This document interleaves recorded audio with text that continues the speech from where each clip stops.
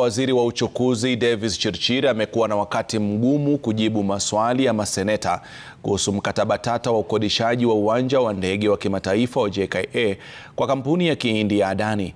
Chirchir hii leo amewasilisha stakabadhi za kandarasi hiyo, akisema kuwa serikali bado haijafikia uamuzi na inadurusu mkataba huo kabla ya kutafuta maoni ya wananchi. Maseneta wameikosoa serikali wakisema kuwa kampuni ya Adani inakabiliwa na shutuma za ukiukaji wa sheria na kuibua hofu kuwa mkataba huo hautawafaidi wa Kenya. And one thing which should be very clear to the committee here is that running an airline business is quite different from running an airport. It is just like the way judges and advocates meet. Point of order, Chair. Point of order, Chair. Yeah, I think it's better we let the... Yeah, but Ethiopia Airlines are running Bole Airport. Before, let's every member execute their point. You cannot inject on every syllable, you know. Let them finish their statement. So what happened was that when Kenya Airways made a proposal to take over JKI to run, even the capital expenditure was even not clear what they were going to do. The interest was not the fact that they wanted to invest in it, but the interest was on some other things. Having gone through the entire process, memoranda were submitted, it was decided that it was not the wisest move to do. Thank you, Chair. So, just on a point of order, allow me on that particular point, because Senator Nyonga has asked a very, very important question and has submitted findings of this parliament. The airport is governed under the Kenya Airports Act, which was established in 1991. And if you read that act clearly, it talks about the objective of that act, and it talks about the roles of the KAA. The PS, when asked the question whether Adani is going to be taking over the entire operation, said yes, or he answered to the affirmative. Now, does it mean that we are now going to use a PPP to amend an act of parliament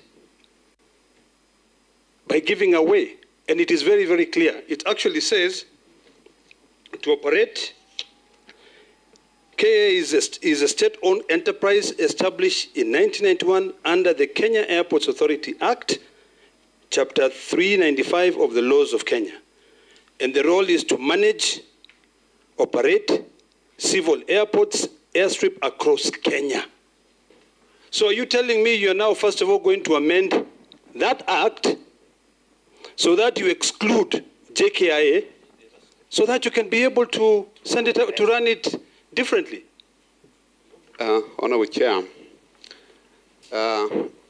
there are various ways of running our business. There are businesses we can run directly. The thing that I've tried to highlight out, but just to leave it up because of time, I would have expected you, before you began addressing this Honorable Committee of the Senate, to first of all justify why it is you, a Minister for Transport, who is answering matters on PPP. The letter was addressed to Mr. Mudavadi. At that time, he was covering the entire cabinet. Who was the minister responsible who should be answering these questions? Is it you or the Minister for Finance? You are a stranger in these proceedings. The minister to answer these questions is the Minister for Finance, not you. You are not recognized in law. And so, secondly, I would have expected the answers to begin by showing that there was this due diligence carried out and the Adani was cleared before the government went further to begin looking at them. Secondly, there's a requirement in the law that you must prove that competitive bidding could not give as a bidder. It must be that Adani is bringing something so unique to them that you must go the PPP way.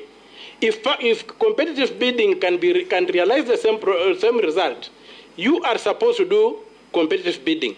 Where is the proof that only Adani has the technology or the whatever to expand an airway? As regarding the due diligence that ought to have been done before commencing the exercise, my written response does say an initial due diligence was done, Chair, so it was done. It is not true that it was not done. If you go to my first page of my document, I did say in paragraph number 3, starting with, currently we are processing through the stages outlined in the PPP framework. We are in the detailed due diligence phase while also negotiating the proposal submitted by Adani.